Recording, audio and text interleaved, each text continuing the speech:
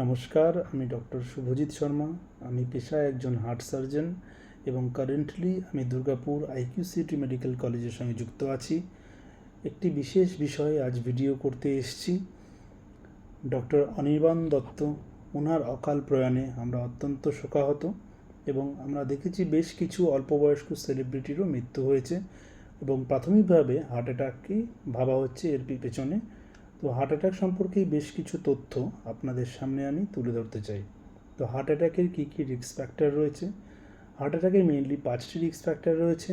Number 1 diabetes, অর্থাৎ যাদের রক্তে সুগার বেশি রয়েছে। নাম্বার 2 হাইপারটেনশন, অর্থাৎ যাদের কিনা উচ্চ রক্তচাপ রয়েছে। নাম্বার 3 ডিসলাইপিডিমিয়া, অর্থাৎ কিনা যাদের রক্তে চর্বির পরিমাণ বেশি রয়েছে। নাম্বার 4 ইজ দ্য স্মোকিং, অর্থাৎ যারা নিয়মিত বিড়ি সিগারেট পান করেন। নাম্বার 5 ফ্যামিলি হিস্ট্রি, অর্থাৎ কিনা যাদের ফ্যামিলিতে এই রোগ চলে যাচ্ছে। তো প্রত্যেকটা রিস্ক ফ্যাক্টর নিয়ে আমি হাইলাইট করব।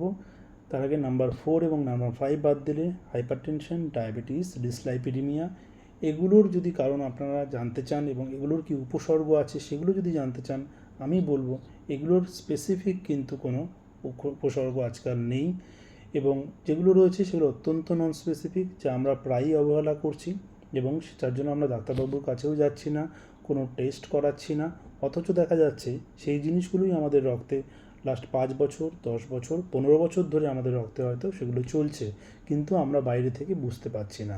তার জন্য আমার পার্সোনাল সাজেশন, 30 ঊর্ধ্ব যারা রয়েছেন তাদের অ্যাটলিস্ট মাসে একবার করে ব্লাড প্রেশার চেক করা, 6 মাসে একবার করে সুগার চেক করা এবং বছরে একবার করে অ্যাটলিস্ট কোলেস্টেরল চেক করানো। যদি এই জিনিসগুলো রক্তে ধরা পড়ে তবে অযথা ভয় পাবেন না, আপনারা ডাক্তারবাবুর পরামর্শ নিন। ওনারা যেভাবে ওষুধপত্র দিচ্ছেন এবং যা ডায়েটিশিয়ান যেভাবে ডায়েট ফলো করাচ্ছেন সেই মতো মেনে চলুন, কিছু এক্সারসাইজ করুন, তবেই কিন্তু হার্ট অ্যাটাকের সম্ভাবনা অনেকটাই কমে যাবে। এবং আসছি স্মোকিংয়ের ব্যাপারটা। আমরা হয়তো স্মোকিং মানে বুঝি শুধুমাত্র বিড়ি সিগারেট এই দুটোই, কিন্তু তা নয়।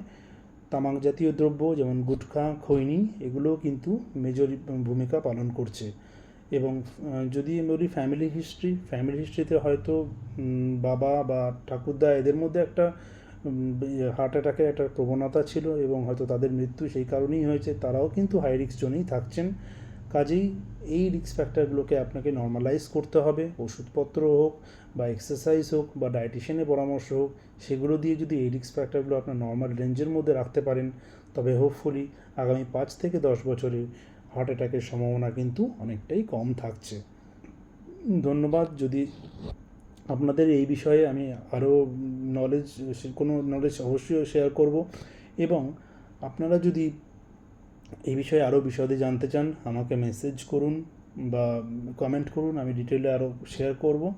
এবং যদি এই বিষয়ে আপনাদের করে এই আলোচনার মাধ্যমে কোনো উপকৃত হন তবে অসংখ্য ধন্যবাদ।